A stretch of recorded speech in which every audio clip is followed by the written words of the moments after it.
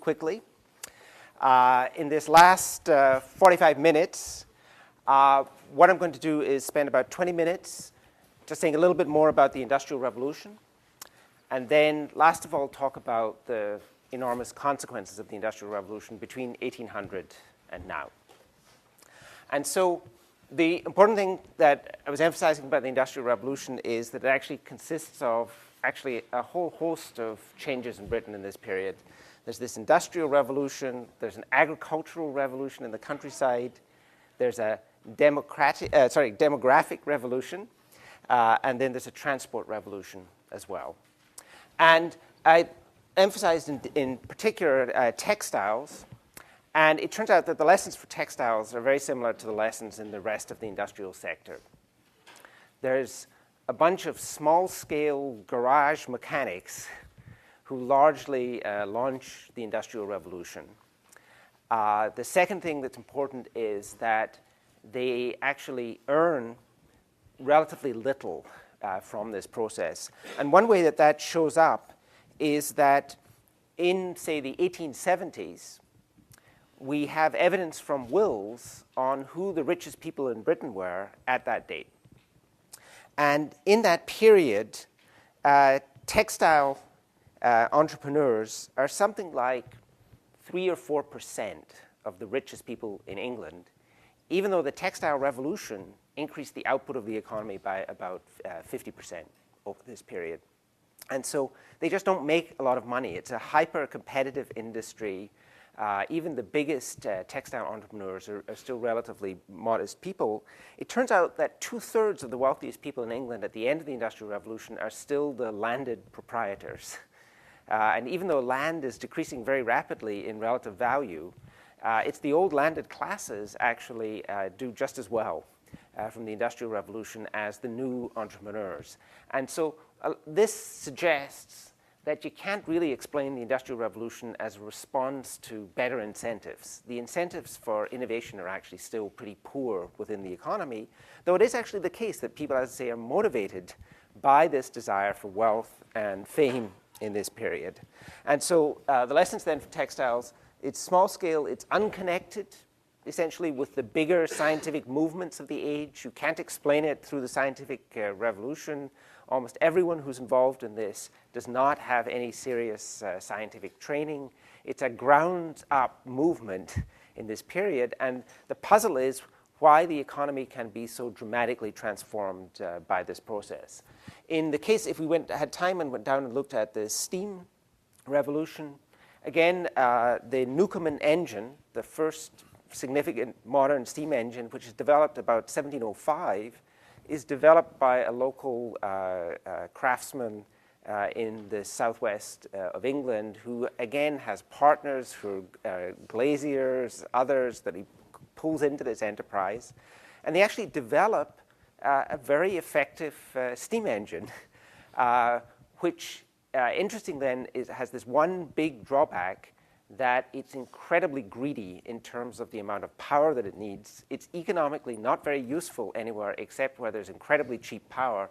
But it turns out that the coal industry in Britain has both incredibly cheap coal at the pit head and also this huge demand for power in order to pump out the workings of these pits. But again, as I say, it's very small scale. Another feature of the innovators in the Industrial Revolution period is that in England in this period, there's an established church, the Church of England. And access to the universities and a lot of other positions is dependent on belonging to the Church of England. And there's a close unification of church and politics in this early world. England was a Protestant country. It was in opposition to the Catholic countries in Europe. It had these traditional tests where Catholics, for example, in this 18th century, paid double taxation. Because they were inherently potentially disloyal citizens of the realm. There were fundamentalist Protestant dissenters from the church. A surprising number of the innovators of the Industrial Revolution period actually come from these dissenting groups. And so another argument that's been made is that was the Industrial Revolution in part the product of blocking off from a certain group of people access to the regular positions in the law, in Parliament, in the church, So that the way that bright and motivated people had to succeed was actually by undertaking industrial activity. And it turns out, if you look at the history of Jewish groups in Europe, again, they were often systematically blocked from the regular rewards of society. And so what's the way you succeed? You succeed in business or in the free market areas of the economy. So that's an interesting feature of the Industrial Revolution, except it's not going to explain the British Industrial Revolution because many, many earlier societies had these systematic exclusions, but you can get other groups that respond to this exclusion just by not doing anything. So for example, in Eastern Europe, gypsy groups have been disenfranchised for centuries, but you don't get an entrepreneurial industrial class arising in this case in Eastern Europe. Or in India, the untouchable classes were again disenfranchised, but you don't see them emerging then as the major bankers or entrepreneurs or industrialists of the society. And so, as I say, it's very hard to explain then why there's this upturn in innovation. As I say, you see the same process in steam. In iron and steel, again, it's not dependent on any systematic scientific effort. It's just people trying to think of a different way to cook iron, right? And they really understand very little about the process, but it's just a matter of an intensified period of experimentation. And what happens is in the iron and steel industry, Britain goes from using almost no iron to producing about 10-fold increase in iron production, again, exactly in the period of the Industrial Revolution, because now it's able to use the domestic coal to produce this new iron. The railways, again, the railways are developed by Stevenson, who's actually an engineer at one of the collieries in the north of England, and he makes the major technical breakthroughs in developing railroads. They actually had lots of railroads already at the collieries, except they used horsepower or stationary steam engines to move the goods on them. He was the one who figured out how to actually make a moving steam engine. And it was, again, quite revolutionary in 1830 when the Liverpool-Manchester line came in and they did trials of these locomotives. The rocket, the winning engine, achieved 29 miles per hour. It could have broken the speed limit in Davis, right? And to reflect how big an increase that is, remember, average stagecoach speeds in England in the 17th century were 2 miles an hour. By the early 19th century, they'd got up to something like 6 or 7 miles an hour. But this was dramatically faster. Now, actual operating trains ran much slower than this. But it was, as I say, this dramatic breakthrough. And the amazing thing was it was designed to actually haul freight. What they were shocked by was the fact that people wanted to travel on these new trains. And a whole new class of tourists developed, or people traveling to the seaside. It was a kind of unexpected byproduct of the arrival of the railroad age. And by the way, the opening of the railroad in 1830 also coincided with the first death from trains because one of the dignitaries was actually run over in the chaos of the opening ceremony. So we know the first person who died as a result of the railway age. He's a British MP. And another interesting thing that arises with the railroads is that, again, there is this kind of puzzle that's going to come up, which is innovations can be made in one country, but in this period, there's no effective protection of these innovations. And so the puzzle to explain about Britain is why Britain was the richest country in Europe at the end of the Industrial Revolution, because as a result just of these innovations, one other possible path would simply be that the innovations had spread to the rest of Europe. And you see with the railroad, for example, that within a few years, the Belgians had more lines of railroad than the British did. I mean, the British soon caught up with them. But there's actually this very quick spread. There's a very quick spread of steam engines out of England in the 18th century. And so, as I say, one of the puzzles of the Industrial Revolution period is not that Britain started innovating, but that was actually associated still with Britain having the kind of the highest efficiency, highest income economy in the world. And one of the things it seems to suggest is that the British were just good at doing stuff in general, right? They were good at administration, they were good at warfare, they were good at lots of stuff. And because of this, they also, when they turned their attention to innovation, made significant innovations in ways that hadn't happened in earlier societies. And then the last element of the Industrial Revolution here is the big element is the coal industry. There was a mammoth expansion of coal output in Britain in this period.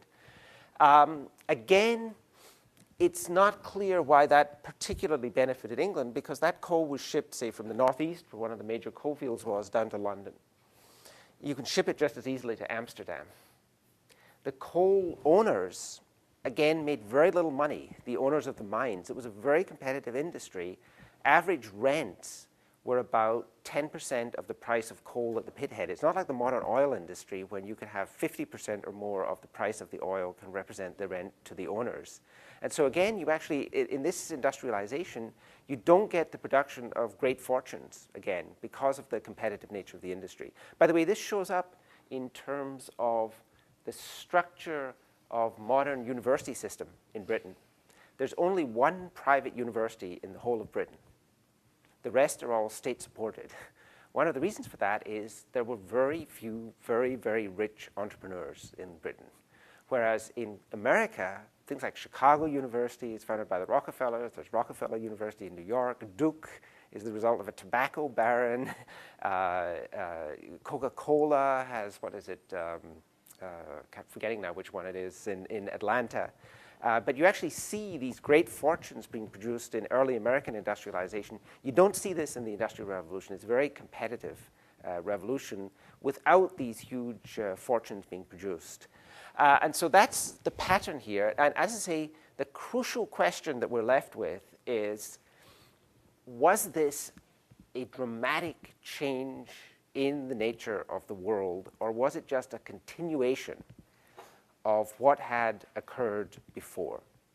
And the important thing that I wanted to emphasize was that because these early industries didn't spread from Britain, but remained concentrated, in the case of textiles, for example, in the north of England, that productivity advance then gets attributed to the British economy, even though a lot of these goods were being consumed in the rest of Europe. And it's just not at all obvious what geographic unit you should use to measure the Industrial Revolution. If I say, well, Britain was just part of a European intellectual system, it just happened to be the area which had this significant productivity advance, right, within this general area, and where the production was actually occurring, then if we measured it at the European level, growth rates actually just pick up relatively modestly. Everyone gets richer in Europe because these textiles are now available more cheaply everywhere. Rail travel spreads relatively quickly. But the overall upturn in productivity growth rates would be much more modest. If you measure it at the world level, the upturn in productivity rates would be even further modest. But on the other hand, if I could say, well, I want to measure it just in Lancashire here, then I would see an incredible revolution in terms of rates of productivity growth. And it's actually, personally, it's not clear to me exactly what the appropriate unit of analysis is. And so you can have arguments for the idea that the Industrial Revolution is an incredible discontinuity. You can also have arguments for the idea that it represents just this incremental advance. Okay? A second important feature that I want to emphasize is that we measure the impact of innovation when looking at productivity advance by crucially saying how many people wanted that stuff. There can be equally dramatic innovations that have very little productivity consequence for economies if it's just the case that people are quickly satisfied with the innovation, or if no one actually is demanding this stuff. And so, for example, I have a friend who loves opera. Right? Opera didn't exist in the medieval period. Right? It comes in at about 1600. There's all of these dramatic innovations in music. And if that is the center of your being, you would say, I don't care about the Industrial Revolution. The real intellectual revolution in Europe occurred around about 1600. Right?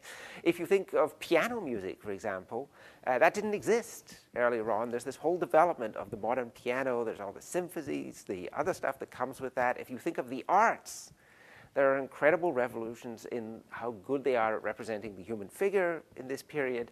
And as I say, it's just because the stuff that was being innovated here enters into calculations of output in economies much more importantly, that we think of this as this incredibly dramatic change. So that's why you can make this other argument that, look, Europe was on a path towards higher and higher innovation rates in this period, and there were just accidents about the circumstance of England at that time that resulted in the appearance of really dramatic breakthroughs. And I emphasized previously what the accidents were.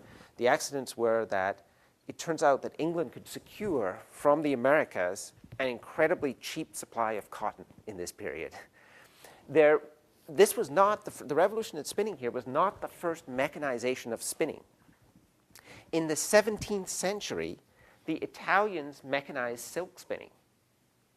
So that the revolutionaries here in England actually had this clear earlier example of mechanization of spinning. But in the case of the Italians, it turns out it had very little productivity impact. Italy was actually sliding into poverty in this period because silk is an incredibly expensive fiber. There's a very, very limited market. No ordinary person in England in this period is consuming silk goods. This is the goods of the very upper classes. There wasn't any revolution in the production of silk fiber in a way that could make that a mass industry. And so that's just a purely accidental event. If silk had been incredibly cheap, we might have attributed the Industrial Revolution to Italy in the 17th century, right? The second thing that also happens that's interesting in the case of Italy is that Italy develops this technique, but the British steal it in the early 18th century. And they actually, the British government rewards the spy who went to Italy and actually stole the technology from the Italians. And a lot of the industry actually leaves Italy fairly quickly and moves to a country like Britain. And so it's also reflecting this fact that innovation needn't necessarily lead to high incomes in the place where that innovation occurs. You've also got to have an economic system that can systematically and effectively exploit these innovations. Okay? And then one other example of this is in the 15th century, there's a revolution in book production. That spreads incredibly quickly across Europe, dramatically cheapens the price of books, right? And I think I already mentioned that in the Middle Ages, the libraries of the Oxford and Cambridge colleges would sometimes consist of 100 books. I have more books in my office than the entire college would have there. And they would actually have a meeting in some of these colleges at the beginning of the year where they would parcel out the books. Each fellow would get 2 or 3 of them, right, for that year. And they also had chains on the books. They were so valuable that you chained them to the bookshelves, right?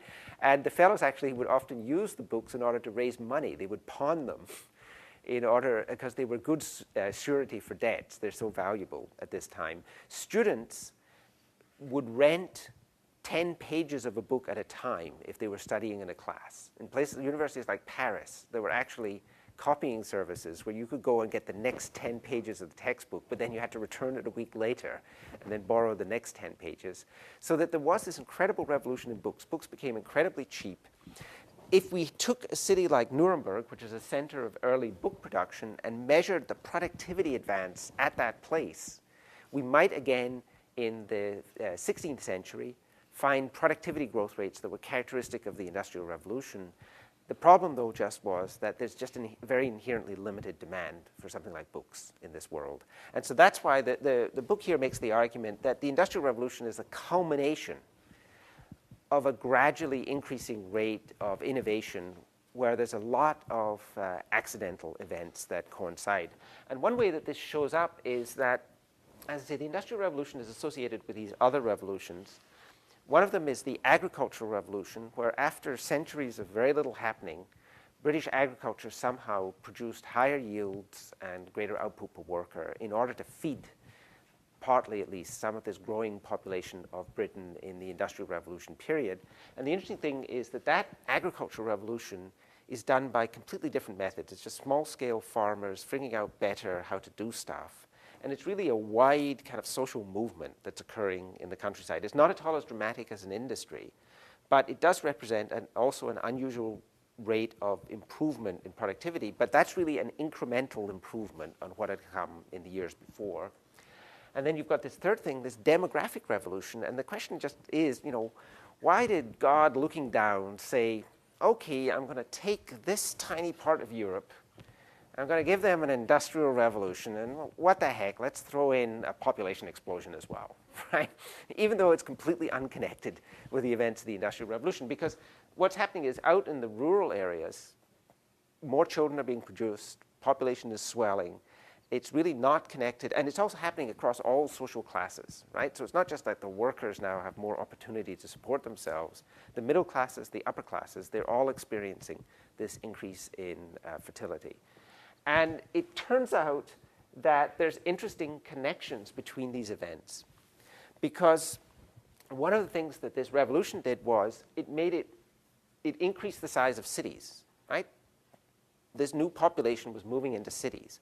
One of the effects of the arrival of cities is it dramatically increases the demand for transportation, and you also need to get energy into people in the cities. This expansion, huge expansion of coal output is intimately connected with the rise of the city population in Britain. And also with people in cities, transportation systems have inherently increasing returns to scale. You can much more effectively build things like road networks and railways when you have people clustered in cities. And so the argument of the book actually is that it's not an accident that the demographic revolution is actually magnifying the effects of this productivity advance elsewhere in the economy, because it's pushing more and more people in England into industry in order to pay for the foreign food sources they need to feed themselves. And that's magnifying the measured rate of productivity advance.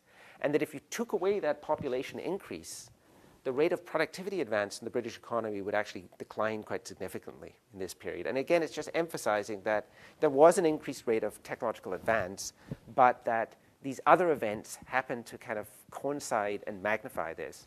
And then last of all, you have this transport revolution. Well, again, one of the crucial elements of this transport revolution was much greater populations in cities meant much greater demand for the roads. Once you had this greater demand, then you have much more motivation to say, well, let's get the roads fixed, right? Let's take the administrative steps that will now actually improve the road network in somewhere like Britain, okay? And so, as I say, the final conclusion of the book is that simultaneously, the Industrial Revolution is an astonishing and dramatic event in history, but it may be just a continuation of a process that started 500 years earlier in Europe. And it's just one of these accidental kind of concatenation of events that makes it seem like you've got some dramatic change, but really it's just a continuity with what comes before. Okay, the last thing that I wanted to talk about was what were the consequences of the Industrial Revolution socially.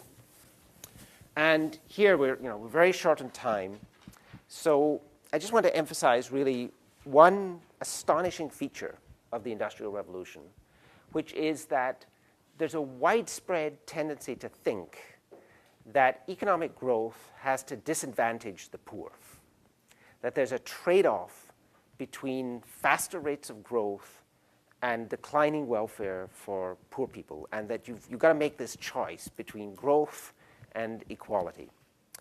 And it turns out that one of the amazing things about the Industrial Revolution is that right from the beginning, the beneficiaries of the Industrial Revolution have been the poorest people within economies in Europe and in America.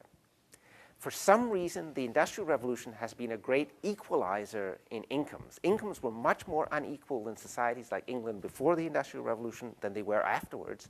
And the biggest beneficiaries have been, until recently, have been unskilled workers. And what's amazing about that is that we think of modern technology as replacing the unskilled with machinery. And so the puzzle comes up, why is it that the Industrial Revolution has actually had this incredible equalizing effect? And it turns out that you can actually get a lot of insight into that just from, again, a kind of simple growth accounting exercise that hopefully you did in section. And what you saw when you looked at the growth rate of efficiency in any economy is that it can be measured in terms of outputs and inputs, but it can also be measured in terms of the real payments that go to the various people who cooperate in production. And what will happen is that the growth rate of efficiency in any economy is going to equal A times the growth rate of R over P where that's the growth rate of the real returns to capital, and A is the share of income in the economy that's going to capital owners. So what's going to happen is any growth of efficiency, if efficiency has grown at something like 1.5% to nearly 2% a year since the Industrial Revolution, that efficiency growth has to result in someone being better off. There's more output coming per unit of input. And so what this equation is going to tell us is, where does that have to go, right? And so there's a part of it that's going to show up as increased returns, or potentially, to capital owners. There's a second part that's going to show up as increased the growth of real wages in the economy, and that's going to be multiplied by the share of real wages in national income. And then there's going to be a third element, which is going to be the growth in land rents. And the important thing is, efficiency growth can come from technological advance, it can come from innovation, it could end up residing anywhere in the economy. It depends on the nature of demand and the interconnectedness of various parts of the economy. All this accounting identity says is, if you've got efficiency growth, then it's got to be shared out between the owners of capital, the owners of labor, and the owners of land, right? That efficiency growth has to result on average, and if there's 2% efficiency growth, then on average, the payments to the factors cooperating production have to increase by 2%. If there's 5% efficiency growth, people have to be 5% better off on average each year. But you could have a pattern where all of the gains go to wages, all of the gains go to land, all of the gains go to capital, or where some factors could lose out as a result of this and other factors could gain. What has happened since the Industrial Revolution? If you look at the pre-industrial economy, wages are only about half of all income. And about half of income goes to capital and to land. And what happens in any economy is that capital and land are owned much more unequally than labor. Now, about half the US population owns no capital. They essentially depend purely on their labor income, right? And that there's a much greater inequality in the ownership of capital and land than there is in the ownership of wages, right? And in the amounts that people receive in wage income. And so these benefits, as I say, could have gone to any of the factors. And in the pre-industrial economy, these are very important shares in production. What happened since the Industrial Revolution is that in somewhere like England, we can measure this back to 1770, real farmland rents have stagnated. An acre of farmland rents for no more now than it did on the eve of the Industrial Revolution. And what that means is that the growth rate of farmland rents have essentially been zero. And that's why C, the share of income in modern economies that is going to actual farmland, has fallen to something like 0.1% of economic output in a country like Britain. Okay? Because one of the kind of unexpected consequences of the Industrial Revolution was to essentially make land, farmland, almost worthless in modern economies, right? An interesting thing to know in a school which has a large ag school, right? But essentially, the landowners got wiped out as a result of the Industrial Revolution, and it took a while. But the landed classes in Britain have dwindled into insignificance, right? And again, in America, the ownership of land in rural land has typically been worthless. There are important urban site rents, but those are reproducible. Those are not inherently a scarcity value. And so if you count those urban site rents, these are really the result of capital accumulated in urban areas, right? And really should probably be put into the capital account. And that actually drives up, if you measure just land, including that urban stuff, this would be 0.05, right? It would be 5% of income would go to land. But it's still a relatively very modest share of income in modern economies. And so what's happened here is that the landowners got nothing, right? What about capital owners? Right? As we saw, any increase in economic growth increases the demand for capital.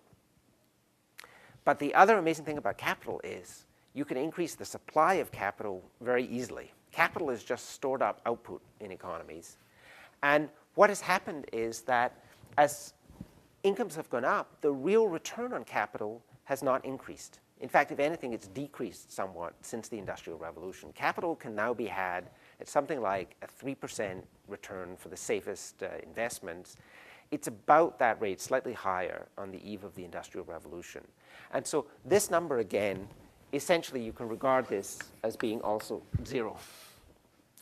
And what that then says is that, look, all of the growth of efficiency since the Industrial Revolution has actually represented by a growth in wages. The great gainers from the Industrial Revolution have actually been the workers. Okay? And if the efficiency growth rate is 2%, because this number here is something like 0.7 or 0.75 in modern economies, it says that wages will actually increase at a faster rate than efficiency growth. Right? So if efficiency growth is at 2%, wages will tend to increase by 3% in modern economies. And as I say, it's the workers who've gained almost all of the advantage of this technological advance, even though, as I say, they were not the ones who did anything about making these technological advances, right? And so that's the first thing. Is that as a class, labor has gained. That's actually promoted equality. The second thing is, within the labor force, there's also been a compression of the gap between the unskilled and the skilled in terms of the wages that people earn. Amazingly, again, unskilled wages have risen more since 1770 in England than the wages of skilled workers. Now, it's hard to control because there's a lot more skilled workers in the modern economy, but we can look at simple things like carpenters versus their laborers, right?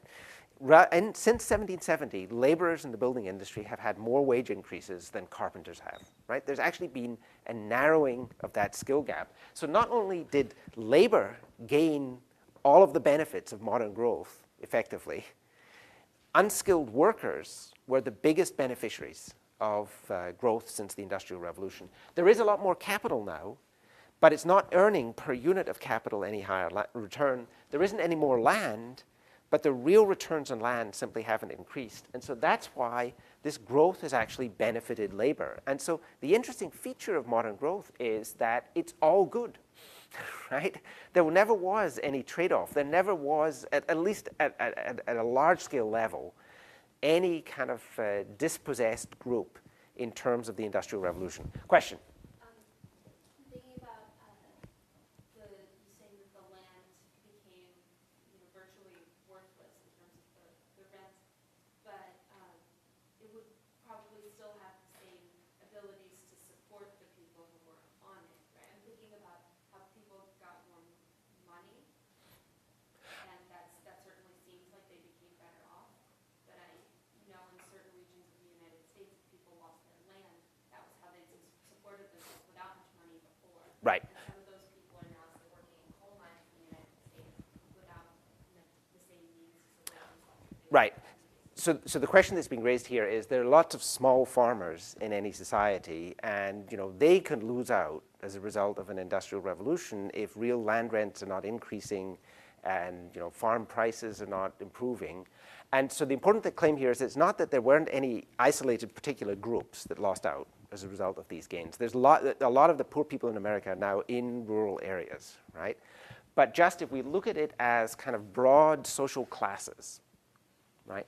The people who were dispossessed in the land in England, the agricultural laborers that were all forced to move to the cities, are now earning much higher wages, and they gained much more in terms of their wage gains than they would have gained in the countryside. But it's absolutely the case that, yes, small farmers who lived and depended on their land, they haven't done well in the modern economy, okay? But this is, as I say, it's a claim just about these kind of broad kind of social classes. There's always the handloom weavers also lost out.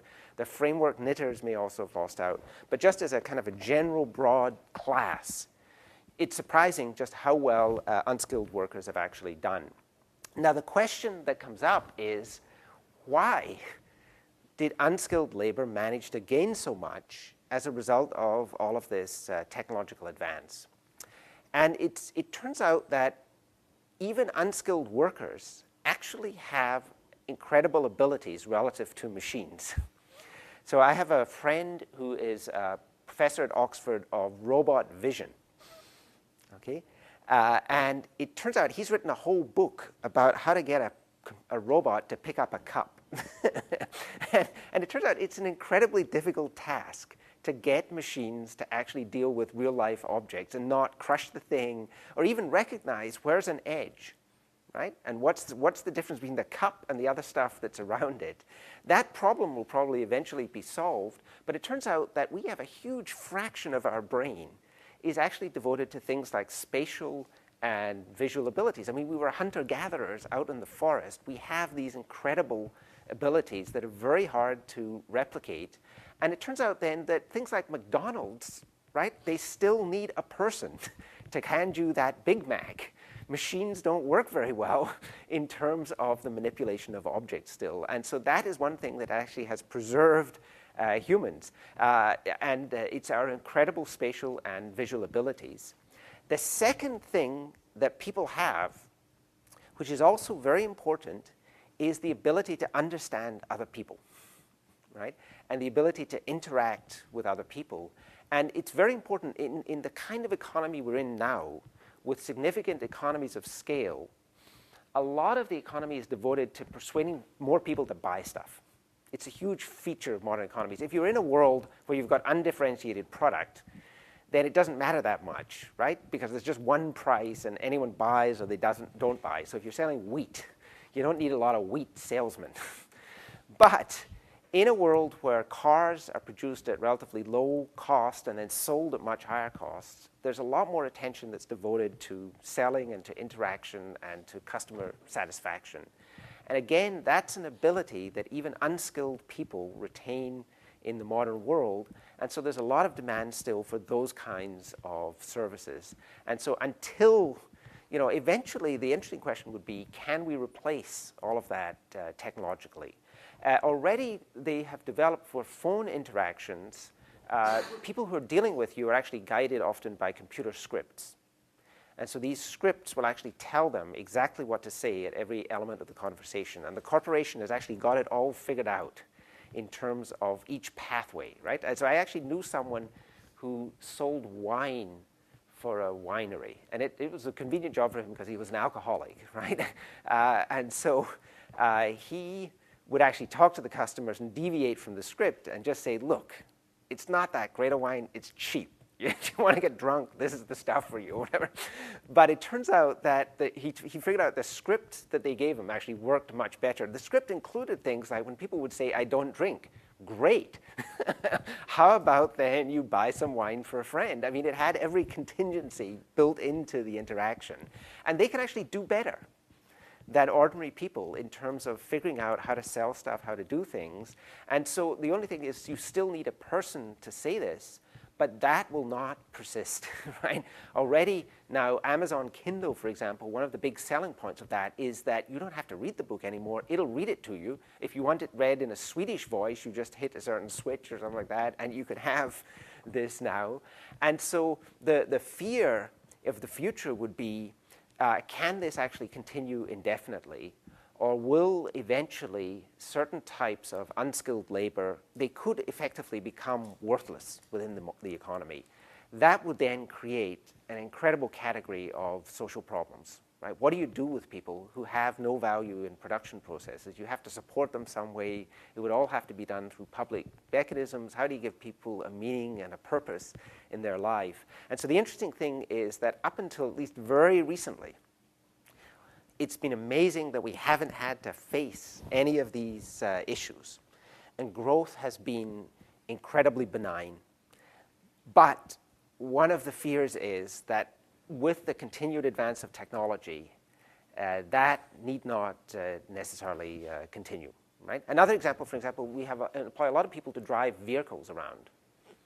Eventually, it's going to be the case that all of that will be automated, right? And you won't need people. I mean, one of the things that just stops them doing that now, in part, is that if people drive their own vehicles and they crash, which they tend to do, then they can't blame the manufacturer. Once you start automating these systems more, the manufacturer will get the heck suit out of them every time there's actually a crash. And so it's keeping the human agent in place, because then they can take responsibility, right, for the inevitable crashes that occur. And so, as I say, growth has been benign in that sense. There are fears for the future, though, and for what kind of world we're heading into. A second element that comes up is that this decline, or this failure of land rents to rise, represents in part the incredible cheapness of energy in the modern world. At exactly the time of the Industrial Revolution, the price of energy relative to wages began to fall dramatically in Britain in a way that it hadn't fallen in the previous 600 years. And we live in a society where energy has been, until recently, super abundant. And one of the reasons that that could happen in a society like Britain in the Industrial Revolution period was that growth initially was concentrated just in a very few places in the world. And what happened then in the 19th century was countries like Britain exploited the raw materials of the rest of the world. They imported massive quantities of timber, fiber, other forms of energy from around the world and other forms of raw materials. And so a lot of growth until recently in the world has actually been in a relatively small and select group of countries.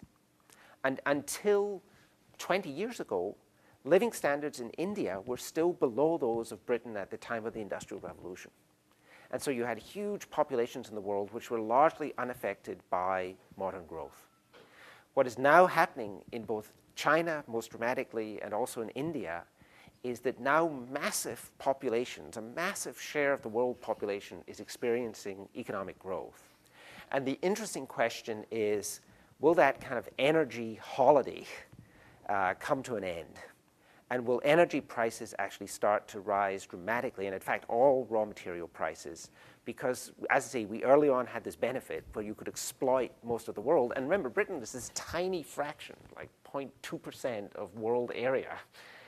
You had a huge amount of the world that was available for this exploitation. And similarly, the United States had relatively large area relative to its population. And so now there are fears that actually we could have experienced a golden 200 years of economic growth, but that now we're actually heading into a world where energy will become inherently much scarcer and much more expensive. And the fear is that going to be the end of economic growth, right?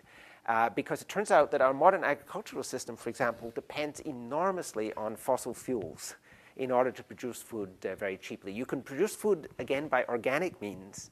It's just much more expensive because you have to trap from the sun the energy that it takes to produce a lot of that food.